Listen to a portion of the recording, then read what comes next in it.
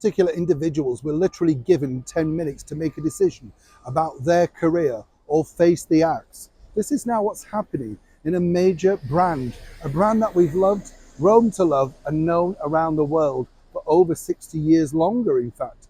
A cast of characters that we all simply resonate with and normally do bring a smile to our faces. So what's dramatically going wrong behind the scenes of this major US brand? And why the 10-minute warning? As ever, let me explain. Hi, good morning, Neil Sean here. Nice to have your company today. It's always kind of heartwarming, in fact, to bring stories like this to you, because as we've seen over the last few years now, wokery has reached an all-time high. There's no two ways about it. You know, you and I, the sensible people, were pushed to one side, all in the flag-waving brigade of pronouns and all that rubbish.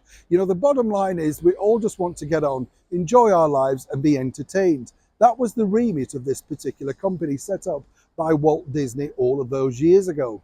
Now, what's interesting here is, as many people know, Walt Disney have suffered colossal amounts of loss. I mean, catastrophic amounts of profit loss, simply because they've gone with this brand new remit of, you know, making everything tick boxy and rewriting history, rewriting their own history, in fact, and remaking films that simply the public don't want to see. Forgetting, of course, that the public will not be hectored and butchered into things. 2 weeks ago in the Disney HQ over in America, all the staff were told the brand new findings. And the bottom line was simply this: profits are down. And, you know, you either conform or you face the axe. Now, this is going to be interesting for them because, of course, you will get the minority, the wokerati, as I call them, all deciding to leave.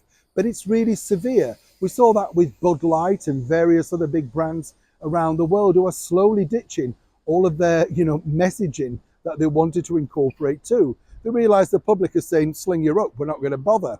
Now, so much so, Disney have lost, as I say, gazillions of pounds. Their brand new remake of Snow White has now been pushed back to 2025. The star is hanging by a thread. That's right, the star of that particular film. And the dwarves that they were battling on about have now been replaced by CGI, forming a more, shall we say, familiar looking movie, but as the rot already set in. I remember meeting the then boss of Disney, Jeffrey Katzenberg. That's right, he was the man that met Harry and Meghan at Kensington Palace when he was putting together his very first idea of what then became their Netflix deal. Oh, how the tangled paths weave, eh? But Jeffrey told me he was absolutely proud of working with Disney, and he could not believe what had gone on since then. Now, as I say, 2 weeks ago, the staff were either told, you conform, this is the route we're going down, we need to get back into profit, and we're chucking out all of the things that our public do not know what to hear, see, or indeed watch. Of course, this caused a bit of an uprising. Many people are threatening to leave and threatening to sue the company. Obviously, they have contracts, etc. These are all the things that Disney do not want you to know. But the bottom line is, it's starting to crumble, as it always does. Money talks, and without the backup of money, Disney cannot survive. They've slashed the prices into their parks around the world, but people are simply staying away. Fed up of the rewriting of history, fed up of characters having pronouns and all this sort of stupidity, and they're deciding, well, we'll just find some other entertainment. The fight back's starting now, but is it really D-Day for Disney?